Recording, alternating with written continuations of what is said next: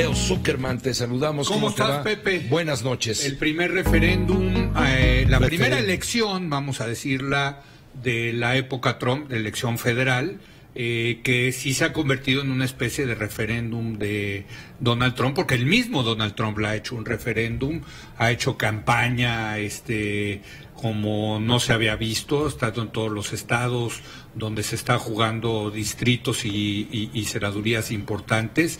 Me parece muy interesante lo que vaya a ocurrir y estoy convencido de que es muy importante para México, Pepe. Es lo que iba. ¿Por qué debe de importarnos a los mexicanos esta elección? Mira, por varias razones. Yo te diría tres. Voy a mencionar tres.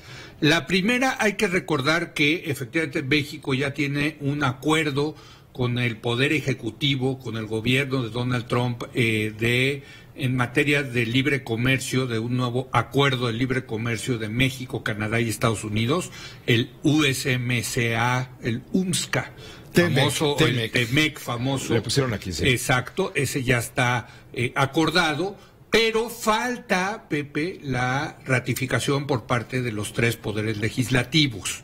No va a tener ningún problema para pasar en el Senado mexicano, donde la Alianza López Obradorista tiene mayoría. No va a tener problema de pasar en el Parlamento en Canadá, donde la alianza que apoya a Justin Trudeau tiene mayoría. La pregunta es si va a pasar en ambas cámaras del Congreso de Estados Unidos. Y lo que está hoy en juego... ¿No es el Senado el que ratifica? No, son las dos cámaras. Las dos cámaras. Unidos. En Estados Unidos son las dos cámaras las que ratifican el tratado. Y la pregunta es, pues, ¿cómo va a quedar la conformación de la Cámara? ¿Quiénes son los diputados, los senadores que van a quedar allá en Estados Unidos? Para ver si están a favor o en contra, estarían a favor o en contra del tratado. Ese es un primer punto importante. O sea, lo que está en juego de alguna manera es la ratificación del tratado. Él necesita una mayoría republicana. Pues no necesariamente, yo te diría, porque hay demócratas que estarían dispuestos a sumarse al tratado, pero depende. Porque si entran los demócratas, si entran con una actitud de rechazarle todo al presidente como parte, digamos, de una estrategia política para empezar a enfrentar a Donald Trump rumbo al 2020. Y evitar la reelección. Exactamente, pues entonces ahí sí se va a volver más polarizante la política en Estados Unidos. Y bueno, surge la incertidumbre en ese sentido, hasta no ver... Mira, en esto del conteo de votos en Estados Unidos hay que hacerlo voto por voto. Ahora sí que ver cada senador y cada diputado, cuáles son sus intereses. Hay intereses locales muy importantes, ver a quién defienden, si defienden a los sindicatos, si defienden a las empresas. Por eso es difícil ahorita prever si pasaría o no el tratado, hasta no ver la conformación final de la Cámara de Representantes. Todo indica, por cierto, Pepe, te doy números, no hay números de cómo van cómo se va dando la elección, porque pues todavía no cierran la mayoría de los estados, todavía no cierran las casillas. Pero te doy un dato que me ha parecido interesante.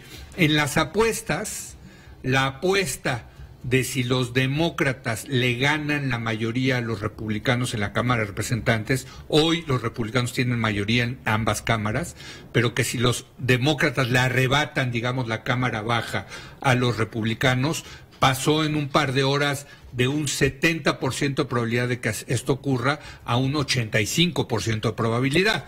Quiere decir que los apostadores están recibiendo algún tipo de información ahí que los lleva a poner en un momio muy favorable, tremendamente favorable. De que pierda Trump la Cámara de Representantes. Y el Senado, todo indica, hay un 90% de probabilidad de que los republicanos retendrán la mayoría en el Senado. Eventualmente, una mayoría demócrata en la Cámara de Representantes significaría la probable redacción de una impugnación al gobierno de Donald Trump. La redacción, no la aprobación. Mira, va a ser el famoso juicio de impeachment, estás tú diciendo. Sí. El juicio de impeachment funciona...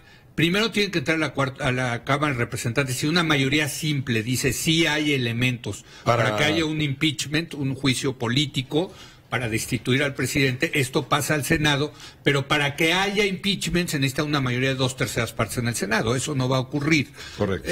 Ahora, también va a depender mucho de los resultados que presente el fiscal especial Robert Mueller, porque si presenta un caso donde evidentemente hay una confabulación muy importante del gobierno de Rusia, que efectivamente hubo un complot donde sabía Trump, donde lo ayudaron para ganar la elección, pues ahí por más que tenga mayoría los republicanos, pues se van a sentir la presión para hacerle un impeachment.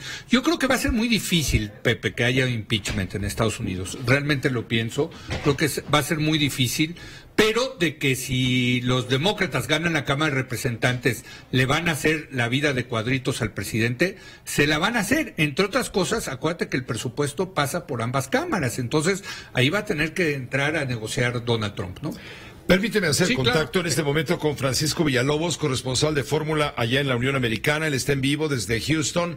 Él está muy atento a este proceso que comenzó con largas filas de votantes y también con algunas maquinarias que no estaban sirviendo, maquinarias electorales, no es como aquí, son máquinas electrónicas para las votaciones. Había algunas descompuestas, esto retrasó el proceso. En fin, Francisco, tú estás allí en el lugar de la noticia, te escuchamos, adelante.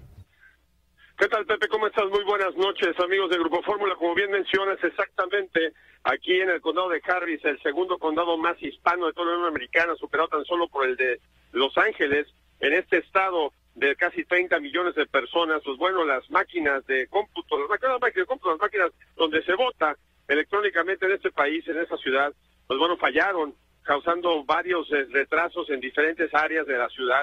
Y pues bueno, por ende, las colas pues, se complicaron un poco, ¿no? Eso no fue una situación de hackeo ni que hayan sido todas las máquinas, pero sí fueron suficientes como para que el juez encargado de las elecciones aquí en esa población, en este pequeño oasis, bueno, este gran oasis, la tercera ciudad más importante en Estados Unidos, un oasis demócrata, junto con Dallas, con San Antonio, con la frontera, pues bueno, pues se retrasaran el que cierren las casillas. Tenían que haber cerrado a las 7 de la noche, tiempo de México, van a cerrar a las 9, y pues bueno, pues por ende, pues estamos aquí la situación, Pepe.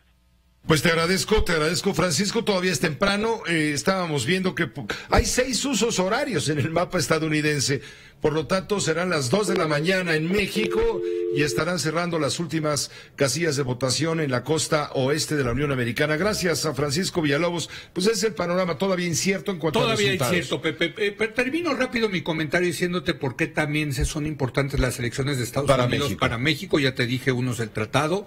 2, está todo el tema de migración y el muro.